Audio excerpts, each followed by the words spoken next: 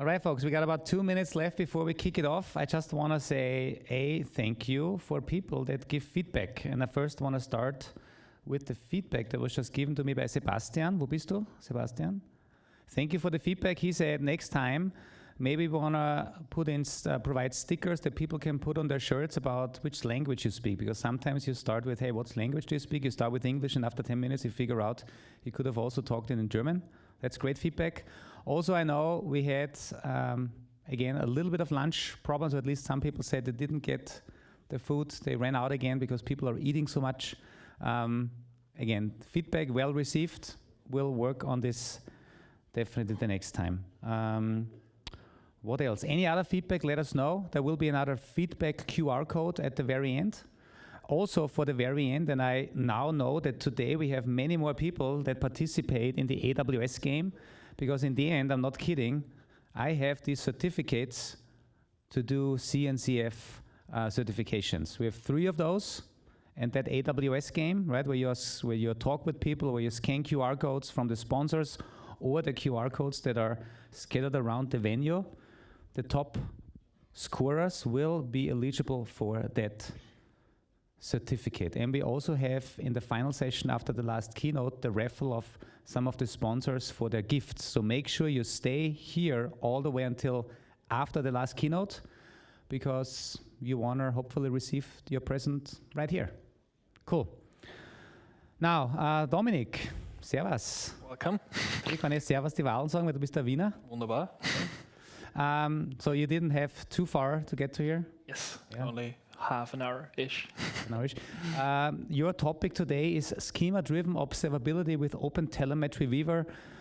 We talked a little bit about it. I think your main message will be that if we're doing a good job in implementing observability, it actually starts with figuring out what is consistency from an observability perspective across the organization. Consistency in defining what type of metrics, the name of metrics, what type of data we are collecting. Exactly. So yeah, mostly going to be like conventions and common naming patterns, attributes, whole fun stuff. Cool. And I saw earlier, because you prepared your demo, there's going to be a lot of demo, live coding, dashboards. Yes, yeah. Hopefully it will all work. Like the internet's been stable so far, so fingers crossed that it'll stay that way. Awesome. Without further ado, Dominik, thank you so much for being here. And you got 25 minutes and then 5 minutes for questions, okay? Sounds good. Right. All right, then, yeah. I'd like to welcome you all onto my session on schema-driven observability with OpenTelemetry Weaver. Now, I know this is kind of a long title, and it has a bunch of buzzwords in there, and yeah, doing it all at once would be kind of too complicated, so I'll just revise my title, and we're just going to talk about schema-driven observability for now. Forget the rest of the title, just why would I even want schema observability? Now, most of you are developers or developer adjacent, I heard from the last 2 days. So you'll probably all know that there are only 2 hard things in software development. First one, naming things, obvious. Cache invalidation, also a very hard topic. And everyone who's heard this joke before might already be up to something. And there is, in fact, a third thing that's hard, and that's off-by-one errors. But while all of these topics are fun to talk about, and we could fill talks and talks about each and every single one of these points, today we're only going to focus on naming things. Now, why would I even want to care about naming things? Like, I have a metric, it's obvious, HTTP request total. That's going to be my total request count. So this is a Prometheus metric. For those of you seeing it for the first time, we have a name. We have an attribute or a label, and that has a value. And those are all completely customizable by default. Like, you can think of any metric name and just put it in there. Any label name, any attributes. And that's cool, that's fun, that's exciting. And it's also a lot of places to get something wrong. And yeah, getting stuff wrong at scale, we all know, has a specific term, and that's called microservices. And when you do that, you end up in a situation I'd like to call telemetry sprawl. You have 500 services sending 500 metrics, and they're developed by different teams, owned by different, using different frameworks, different languages, and each of those software components will emit different metrics. And that can lead to bad situations. Like in this example, we're working on an incident, and okay, let's check the HTTP request rate for the front-end service, okay? All looks good, let's look downstream to the backend, and oh, no data. Now, is this because the backend isn't sending in the data? Or is this because the metric has a different name on the backend? Is it the service name label I need to match on? Is it the job label? Am I in the correct environment? And ideally, I'd like to limit my incidents to really time spent thinking about what's wrong and not like, oh, is my setup actually correct? Should I be paying more attention? Like, did I type something wrong? And to solve this, you need a schema. And you're not alone, because that's a common issue. And that's where the second word of my hidden title comes in. So we're now talking about schema-driven observability with OpenTelemetry. OpenTelemetry, big topic, has been talked about a lot over the past 2 days. And there's so many different aspects to OpenTelemetry. For this talk, the relevant aspect is called semantic conventions. Now, semantic conventions arose from the need of different industry people, different companies needing to talk about telemetry in a shared vocabulary and making sure that their different telemetry emitting systems all kind of consider call an apple and not discuss naming endlessly. So there are agreed upon names for common signals and attributes, resources, and they're community driven. Like many different people from the community get together. If they're interested in network observability, they will work on the networking spec. So if you're writing a new observability tool for networking, you can take a look at the semantic conventions and see, okay, what should I call my source address label? Should it be address? Should it be host? Should it be peer? Like, what is the industry standard? And those semantic conventions are huge right now. You have a bunch of different topics which are broadly applicable. As I said, networking is in there, HTTP services, gRPC, hardware sensors, CI/CD, and that's all well and good, but there are some issues with it, and I'll get to them in a second. Now, what does this look like? So this is an example semantic convention for HTTP request duration. You have a name, you have a instrument type, so in this case we're recording the duration of HTTP server requests as a histogram. We have some flavor text around it to kind of explain to the implementing developer, yeah, this is when you should use this label. Also, very important, there's a unit in there which tells you which unit of measurement is used to build that metric. Otherwise, you end up with different services measuring request times in seconds, milliseconds, nanoseconds. Pretty annoying. And then you have the attributes I mentioned before. Like every request that we're monitoring should have a method attached to it. It should have a scheme attached to it. It should have a route attached to it if available. So these attributes have requirement levels. And they also have examples, which is very useful if you're not a domain expert, but you still need to make sure that the things you put in your metric actually make sense in context. One interesting other thing you see here are stability levels, and those tell you if you can rely upon those for external reporting.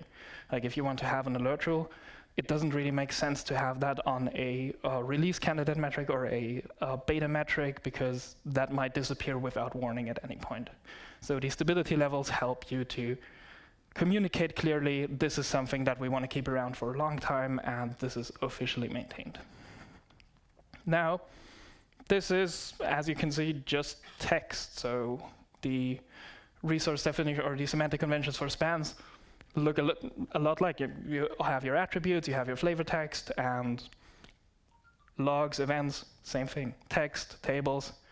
And the cool thing is, open source doesn't just mean you can use it for free. You can also just copy stuff from there and use it as a foundation for your own stuff. So why not build your own semantic conventions? Because these things are only applicable for industry standard stuff. You won't find so for this talk, we're gonna use a library example. You're working on a library software. You won't find a semantic convention for books, because that's very domain specific. But you can always build your own. So in this example, I've done exactly that. I've built semantic conventions for my library software. We have a metric again, we have a name, a description, stability levels, attributes, all the fun stuff. And this is just a shared Google Doc where I can write stuff down. I can have a sync meeting with all of my teams and make sure we all agree on these things. And that's good.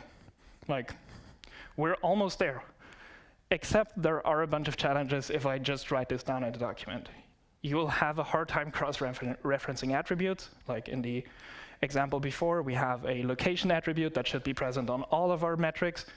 But if I change the name, so it shouldn't only be location, but location.zip code or something more specific, that's hard to implement across all the metrics because now you have to do search and replace and find out all the places where this is used.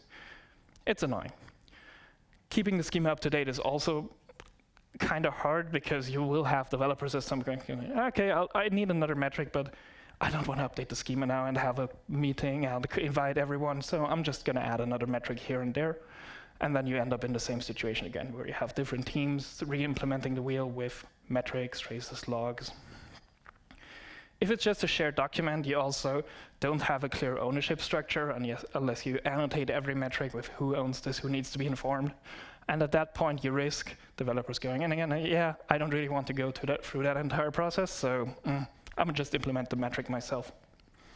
And yeah, summing up the developers going rogue, ensuring teams adopt a specification in a document somewhere is hard, especially at scale. You won't easily be able to tell all your teams, yeah, use this, and if you don't use it, I guess I don't know really what to do. So those are the hard parts when you just write it yourself without any assistance.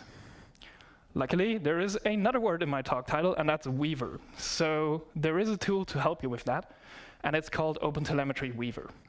Weaver is a semantic convention toolkit, which allows you to do multiple things to address exactly these challenges. So you can do code generation, you specify your schema, and then you auto-generate instrumentation clients for your users. You can do policy validation.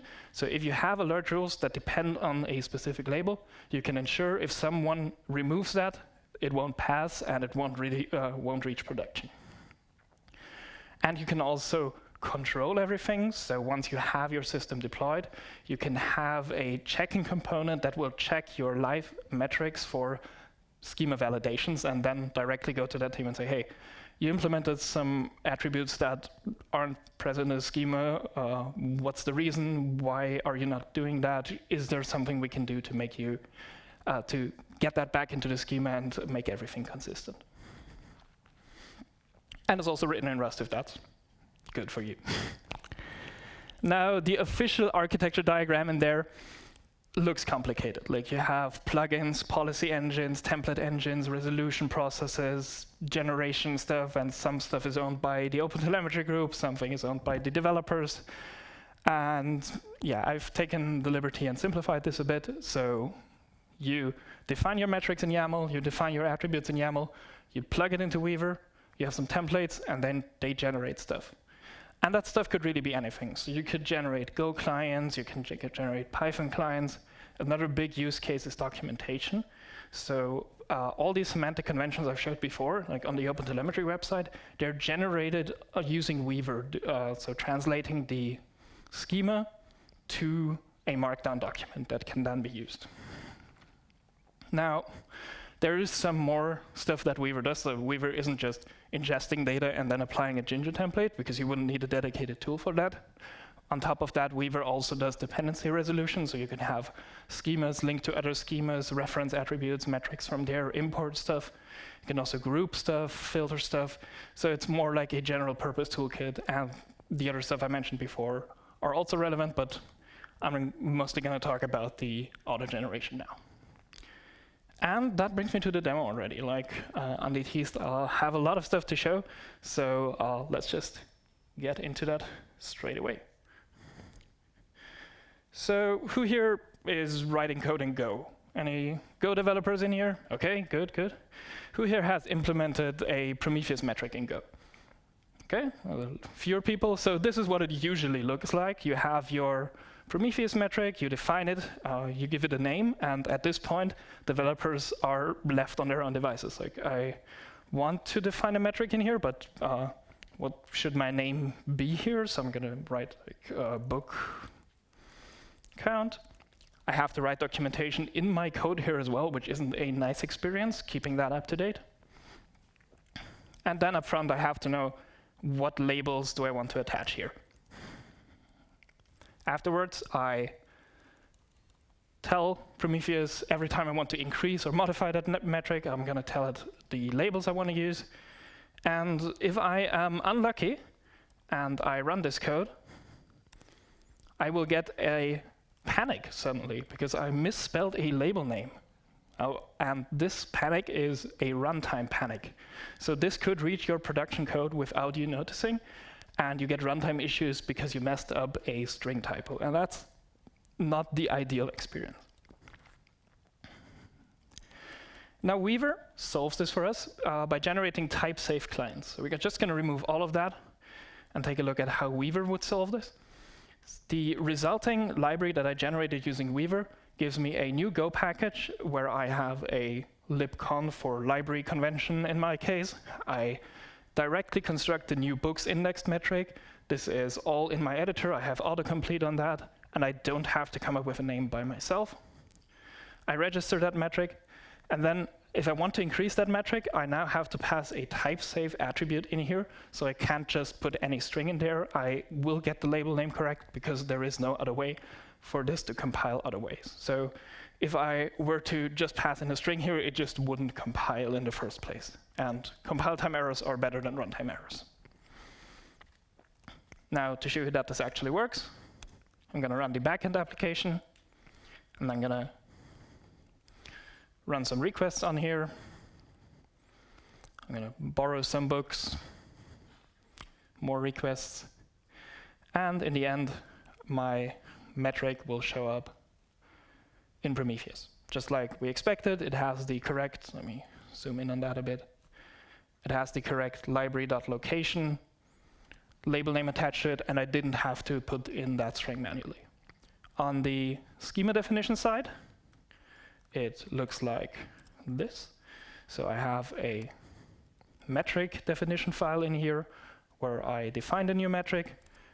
I have an ID, I have a type, I have an instrument. This again tells me, am I using a histogram? Is this a counter? Is this a gauge?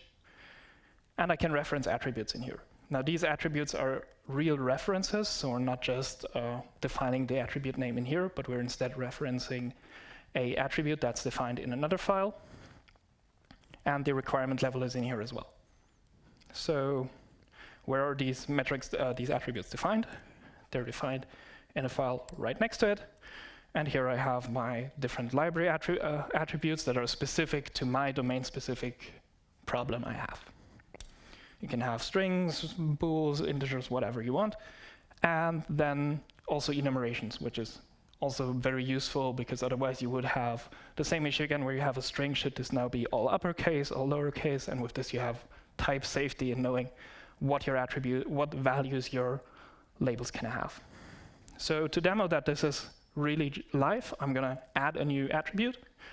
So adding it to the library file in here, to the attribute file in here. This is just a new attribute called presenting at which conference am I giving this talk? And then in the metric itself, I'm going to add that as well and regenerate my clients. So I'll run make clients.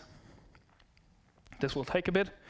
And this actually fetches the upstream semantic conventions first and then applies my changes to it. So I don't have to reinvent the wheel for things that are already in the semantic conventions. This doesn't happen automatically. Like I defined, I also want to import HTTP metrics. And now, if I want to run this application again, it will give me a compile time error again. Currently, I only have the location passed, but I also need to pass the presenting at attribute. So to fix this, I have to get into my code again and add the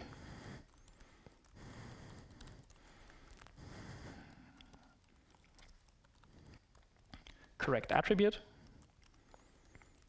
And this, let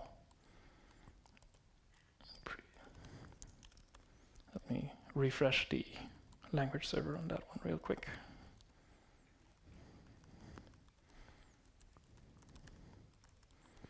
Here, presenting at attribute. And I run my application again. and in a few seconds, I'll have a new metric. Oh, that's the wrong. I'll have the same metric for books indexed,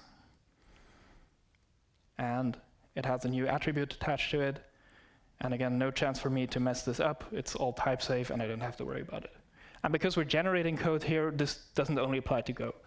In the same repository, I have a Python generated for a client generated for Python, so you can have the same semantic conventions apply to all your programming languages out there.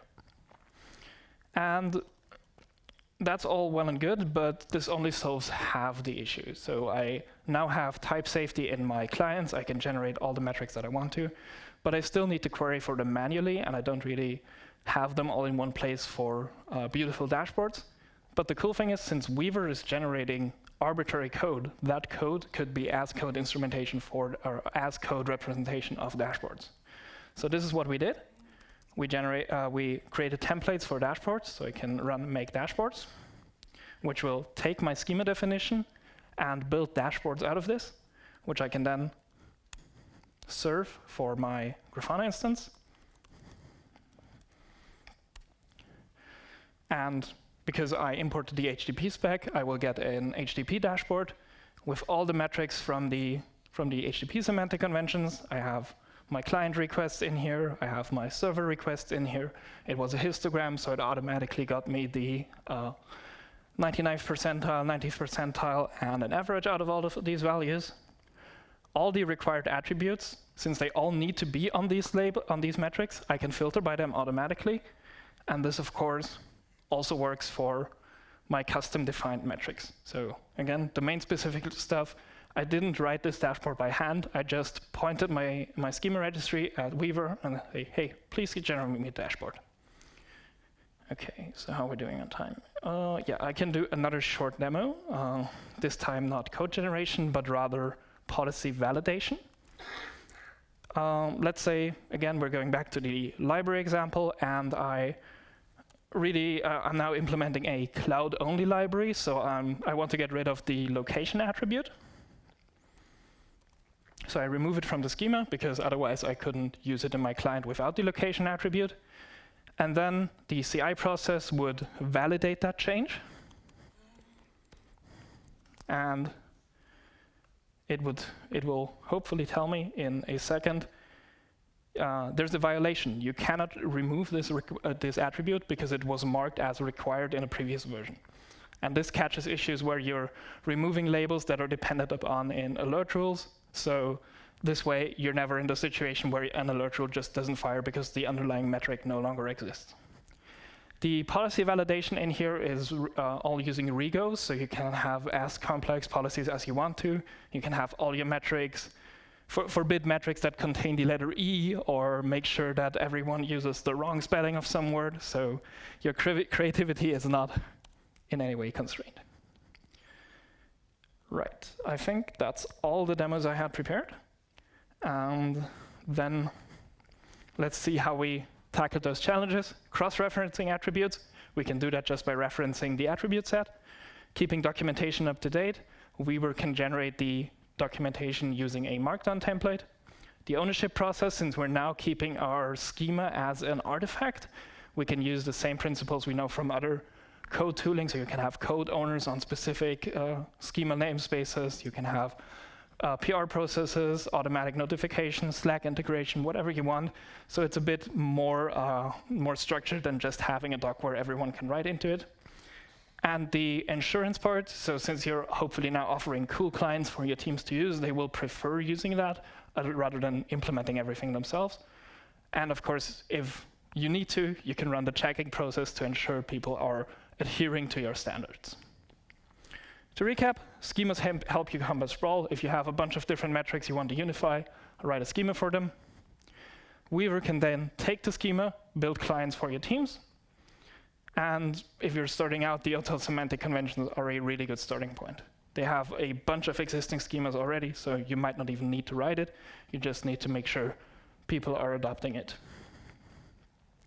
But the last issue here is really, you can have the best technical solution to a problem. Weaver could generate all your code automatically, but this still won't solve your social problems. So you need to ensure that teams are actually willing to implement this and have a real discussion with them if they don't want to. Because otherwise you end up in a war zone of telemetry names that's not really about telemetry names, but more an organizational issue. So the best technical solution can't help you if you have some organizational problems. And I think I'm a bit ahead of time, but that gives us more time for questions. So if you have any, let's go. Awesome. A big round of applause for Dominik. Two live demos. I have one quick question. So, yes. Because you mentioned you cannot force this on people. Also, there's a lot of existing code. Is there any way we can use this semantic convention for doing runtime validation? So you're calling out an interesting thing. There's actually a project which might be merged into Weaver soon. It's called TallyCAD, and it's automatically, so if you have a OTLP instrumentation already, you can send the data to TallyCAD, and TallyCAD will build a schema automatically for you, and then you can use that as a baseline to building more custom stuff. I could also envision an OpenTelemetry processor that validates whether the metrics that are coming in, Exactly. So right now this is all in Weaver, but there is a future where this is part of the OpenTelemetry collector or even the schema inference part. Questions, yeah? Yeah, I have one question. Is this also possible with this Weaver to create Prometheus rules for aggregating metrics up from a pod level to a service level to an environment level, data center, region, and so on? Sure, I think this should be possible just because Prometheus rules can be defined as code as well, and Weaver generates code. So as long as you can build a YAML template representing that, you have all the information, you know which attributes are required, you know what level we can group on. So you can use that to build recording rules and even alerting rules if you want to. Hi. I would like to know if this also helps with type migrations, like if you said something about verification of types, right? So first question would be, does this also verify a change of a type? And the second question would be, if my users messed up types beforehand when I want to implement this, can I migrate the types, the changes of the types? Okay, so I guess by types you mean units, right? So different like seconds or not more only like metric units, types. but also a change from a string to an integer. Okay, so for both cases really, right now Weaver doesn't really address this. Or you can have policy rules to forbid these changes, so they're not happening. But one thing that Weaver is currently exploring, or what the team is exploring, is diffing between schemas. So you can have a evolution path, how to go from one schema to another schema. And there are some experiments running on how Prometheus can read these differences and then do the migration in the backend even. So you can query one thing and it will translate to different conversion rules based on what the backend is actually sending, but that's not implemented. It's more in an experimental phase right now. Okay, awesome, thanks.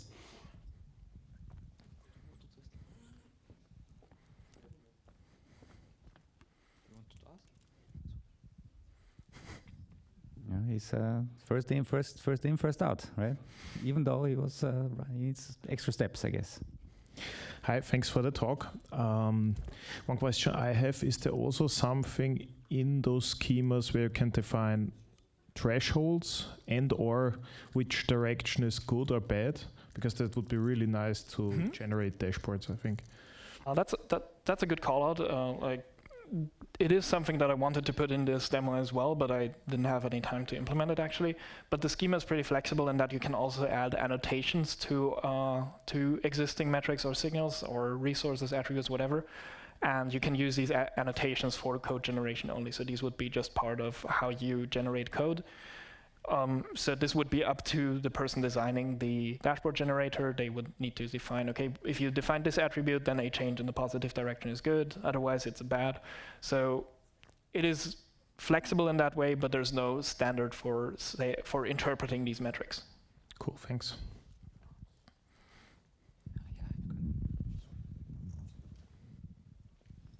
Hey, I've got an extension for the runtime question. Are you maybe looking also into extending your framework with another runtime component, which could be used, for instance, to look at the health of a system in terms of if metrics are missing, for instance. So to validate based on the schema if metrics are missing. By that you could, for instance, see if there is an issue with the platform. Yeah. Yeah, so this would be part of the live checking approach. To be honest, I haven't used the live check that much, so I've only used it like demo malformed attributes. But this is something that should be technically possible. The only issue I see here is if you have different intervals of sending data, then it's pretty hard to differentiate between this service is no longer sending the metric or it just paused for a while and will continue in another scheduled interval. These two guys you were passing them by earlier.